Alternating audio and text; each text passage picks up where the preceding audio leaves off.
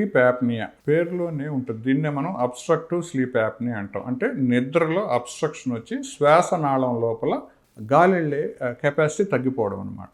దీన్నే obstructive sleep apnoea అంటాం. So ఇది ఎందుకు వస్తుంది, ఎవరిలో వస్తుందని మనం గమనించినప్పుడు ఏంటంటే ఆల్మోస్ట్ 90-90% మందిలో ఊబకాయంతో బాధపడే వాళ్ళలో మనం ఇది చూస్తుంటాం. అంటే ఒబేసిటీ చాలా ముఖ్యమైన కారణం.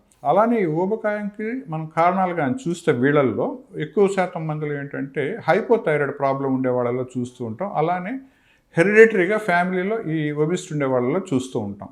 ఇది కాకుండా ఇంకా వేరే ఏమున్నాయని కానీ మనం గమనిస్తే ఈ స్లీప్ యాప్నియా రావడానికి మనకి ఎయిర్వేస్ ఏవైతే ఉన్నాయో, అంటే ముక్కు దగ్గర నుంచి శ్వాసనాళ లోపల ఎక్కడైతే అబ్స్ట్రక్షన్ వస్తుందో వాళ్ళల్లో ఈ స్నోరింగ్ చూస్తూ ఉంటాం. అంటే ముక్కు లోపల కండరాలు టర్బినేట్స్ పెరిగినప్పుడు, వాపుకు గురైనప్పుడు, అలానే టాన్సిల్స్ పెద్దవైనప్పుడు, ఎన్లార్జ్ అయినప్పుడు, బేస్ ఆఫ్ ది టంగ్ చాలా పెద్దదైనప్పుడు, అలానే ఈ జా ఏదైతే ఉందో చిన్నదిగా ఉన్నప్పుడు, చిన్నపిల్లలు అడినాయిడ్స్ ఉన్నప్పుడు ఈ శ్వాసనాళంలోంచి సరిగ్గా గాలి వెళ్ళక గురక రావడం, అలానే గురకకు సంబంధించి మిగతా సిమ్టమ్స్ మనం రావడం చూస్తూ ఉంటాం అన్నమాట. ఈ అబ్స్ట్రక్టివ్ స్లీప్ యాప్నియా లక్షణాలు ఎలా ఉంటాయంటే, మనం ఇంతకుముందు చెప్పినట్టుగా ఎక్కువ మంది ఒబేసిటీతో బాధపడుతూ ఉంటారు. ఒబేసిటీతో ఉండే వాళ్ళలో చాలా వరకు ఏంటంటే అండర్లయింగ్ హైపర్ టెన్షన్ కానీ డయాబెటీస్ కానీ ఉంటుంది. సో వీళ్ళల్లో నిద్రపోతూ ఉన్నప్పుడు విపరీతంగా గురక రావడం, గురకతో పాటు మధ్యలో చోకింగ్ లాగా అనమాట, అట్లా నిద్రలో ఉలిక్కిపడలేయడం, పక్కన ఎవరన్నా వీళ్ళని గమనించినప్పుడు కొంచెం సేపు అసలు శ్వాస అనేది ఉండదన్నమాట. అంటే వీళ్ళకి ఏమన్నా అయ్యిందేమోనని, శ్వాస ఉందా లేదని పక్కన వాళ్ళు భయపడిపోయి తట్టి లేపడం జరుగుతూ ఉంటుంది ఈ పక్కన ఉండే పౌస్. సో వాళ్ళే చాలా వరకు ఇటువంటి సిమ్టమ్స్ ఉండే వాళ్ళని డాక్టర్ దగ్గరికి తీసుకురావడం మనం చూస్తూ ఉంటాం. తర్వాత మార్నింగ్ లేసాక ఒక 6-7 అవర్స్ ప్రాపర్గా నిద్రపోయినా కానీ వాళ్ళకి కంఫర్టబుల్గా నిద్రపోయినట్టు అనిపించకపోవడం, డిస్టర్బ్డ్ స్లీప్ అని చెప్పడం, తల విపరీతంగా బరువుగా ఉండడం, డ్రౌజీగా మగతగా ఉండడం, కోపం చిరాకు ఎక్కువగా ఉండడం, కళ్ళు తిరిగినట్టు అనిపించడం, కొంచెం దూరం నడిచినా మెట్లెక్కినా ఆయాసపడినట్టు అనిపించడం. సో చాలా వరకు ఏంటంటే దేని మీద ఇంట్రెస్ట్ లేకపోవడం, అంటే అలర్ట్నెస్ బాగా తగ్గిపోవడం, మెమరీ పవర్ కూడా వీళ్ళు చాలా వరకు తగ్గిపోతుంటుంది అనమాట. కొంతమంది మగవారిలో ఏంటంటే ఇది చాలా సంవత్సరాలు జరిగినప్పుడు వీళ్ళకి మనకి నపుంసత్వం అంటాం కదా, అది రావడం కూడా చాలా మందిలో మనం చూస్తూ ఉంటాం. సో ఇవన్నీ సాధారణమైన లక్షణాలు ఈ స్లీప్ యాప్నియాతో బాధపడే వారిలో. సో దీనికి కారణాలు మనం గమనించినప్పుడు శ్వాస నాళం నైట్ నిద్రపోయేటప్పుడు గురక వచ్చినప్పుడు దగ్గరకు వచ్చేసి ఆక్సిజన్ లెవెల్స్ తక్కువైపోయి బయటకు రావాల్సిన కార్బన్ డైఆక్సైడ్ లెవెల్స్ పెరిగిపోతున్న దానివల్ల రక్తంలో ఇటువంటి సిమ్టమ్స్ అన్ని మనం చూస్తూ ఉంటాం. అసలు ఈ ప్రాబ్లం ఉందా లేదా మనం తెలుసుకునే దానికి చేసే పరీక్షనే స్లీప్ స్టడీ అంటాం, పాలిసోమ్నోగ్రఫీ. ఇదేంటంటే మీకు అర్థం కావడానికి ఈసీజీ తీయడానికి ఎలా చిన్న లీడ్స్ మనం ఛాతి మీద పెట్టి చూస్తాము, అలానే కొన్ని లీడ్స్ తల మీద, ముక్కు దగ్గర, వేలు దగ్గర ఛాతికి ఒక పట్టి లాంటిది పెట్టి రాత్రి మాత్రం వీళ్ళ నిద్ర ఎలా ఉందో మనం అబ్జర్వ్ చేస్తాం అనమాట. దాన్ని మనం పాలిసోమ్నోగ్రఫీ అంటాం.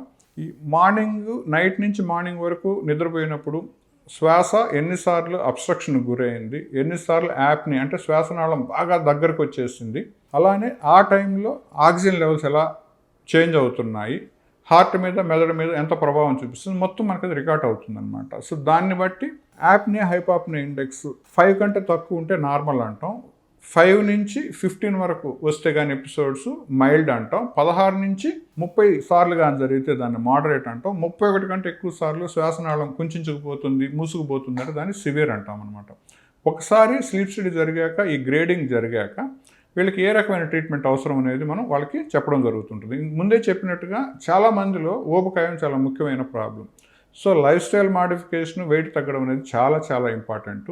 అలానే మోడరేట్ టు సివియర్ ప్రాబ్లం ఉండే వాళ్ళలో నేజల్ అబ్స్ట్రక్షన్స్ కానీ, టాన్సిల్స్ ఎన్లార్జ్మెంట్ కానీ, బేస్ ఆఫ్ ది టంగ్ పెద్దదిగా కానీ ఉంటే సర్జికల్గా ఏమన్నా వీళ్ళకి కరెక్షన్ చేస్తే ఇంప్రూవ్మెంట్ వస్తుందో అనేది అబ్జర్వ్ చేసుకొని ఈఎన్టీ డాక్టర్స్ దగ్గరికి మనం పంపించి వాళ్ళ దగ్గర కూడా ఒపీనియన్ తీసుకోవడం జరుగుతుంటుంది. ఎవరికైతే సివియర్ స్లీప్ యాప్నియా ఉందో వాళ్ళలో తప్పనిసరిగా సిప్యాప్ అనే పరికరం వీళ్ళు నిద్రపోయేటప్పుడు వాడవలసి ఉంటుంది అనమాట. అంటే భోజనం చేశాక, టిఫిన్ తిన్నాక, నైట్ నిద్రపోయేటప్పుడు వీళ్ళు తప్పకుండా ఆ పరికరం వాడుకోవాలి. కంటిన్యూస్ పాజిటివ్ ఎయిర్వే ప్రెషర్ అంటాం. అది పెట్టినప్పుడు అది ప్రెషరైజ్డ్ ఎయిర్ లోపలికి పుష్ చేసినప్పుడు గాలి ట్యూబ్ మూసుకుపోయి తెరుచుకొని మెలకువతో ఉన్నప్పుడు ఎలా శ్వాస ఫ్రీగా వెళ్ళేసి బయటకు వస్తుందో అలా జరిగినప్పుడు ఆ oxygen carbon dioxide miss match పూర్తిగా క్లియర్ అయిపోద్ది. కానీ ఇక్కడ గుర్తుపెట్టుకోవాల్సింది ఏంటంటే అది రోజు నిద్రపోయేటప్పుడు తప్పనిసరిగా వాడవలసిన పరికరం. సో మిగతాది ఇంతకుముందు చెప్పినట్టుగా లైఫ్ స్టైల్ మాడిఫికేషన్ చాలా చాలా ఇంపార్టెంట్. దానికి ఏంటంటే బరువు తగ్గడానికి ఒక బెరియాట్రిక్ సర్జన్ కానీ లేదంటే బెరియాట్రిక్ ఫిజిషియన్ దగ్గరికి వెళ్ళి ఆ వెయిట్ రిడక్షన్ ఎలా చేసుకోవాలనేది చూసుకోవడం చాలా ముఖ్యం. చాలామంది ఏంటంటే మేము అన్ని ప్రయత్నాలు చేశాము కానీ మా స్లీప్ యాప్నియా కంట్రోల్లోకి రావట్లేదని చెప్తూ ఉంటారు. ముఖ్యమైనవి 3 విషయాలు ఈ స్లీప్ యాప్నియా ఉండేవాళ్ళు అవాయిడ్ చేయాలన్నమాట. మొట్టమొదటిది స్మోకింగ్.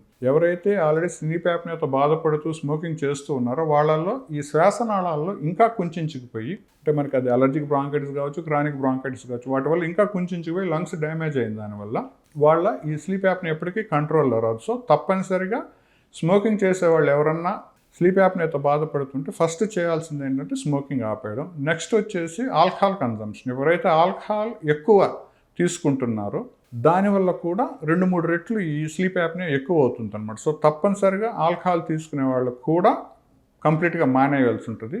కొంతమంది ఏంటంటే డిప్రెషన్లో ఉండేవాళ్ళు కావచ్చు, సైకాట్రిక్ ఇల్నెస్తో బాధపడే వాళ్ళు ఉండే కావచ్చు, లేదంటే సింపుల్గా నిద్ర రాని దానివల్ల కొంతమంది స్లీపింగ్ ట్యాబ్లెట్స్ తీసుకుంటూ ఉంటారు. సో ఎవరైతే స్లీప్ యాప్నియాతో బాధపడుతూ స్లీపింగ్ ట్యాబ్లెట్స్ వాడుతున్నారో వాళ్ళు కూడా తప్పనిసరిగా స్లీప్ ప్రాపర్గా రావాలి, యాప్నియా పూర్తిగా తగ్గిపోవాలి సిప్యాప్ మెషిన్తో అంటే ఆ స్లీపింగ్ పిల్స్ని ఆపేయాలి. So smoking, alcohol, sleeping pills చాలా ఎక్కువ ప్రాబ్లమ్ని క్రియేట్ చేస్తాయి ఆల్రెడీ స్లీప్ యాప్నియాతో బాధపడే వాళ్ళు. అన్నిటికంటే ముఖ్యమైనది ఒబేసిటీ, ఊబకాయం. సో ఈ 4 స్లీప్ యాప్నియాని కంట్రోల్లోకి రానికుండా, పూర్తిగా అదుపులోకి రానికుండా ఇబ్బందికి చేస్తాయి. కాబట్టి వీటిల్ని అవాయిడ్ చేసుకోవడం, వాటిని క్విట్ చేయడం, వెయిట్ తగ్గించుకోవడం చాలా ముఖ్యం.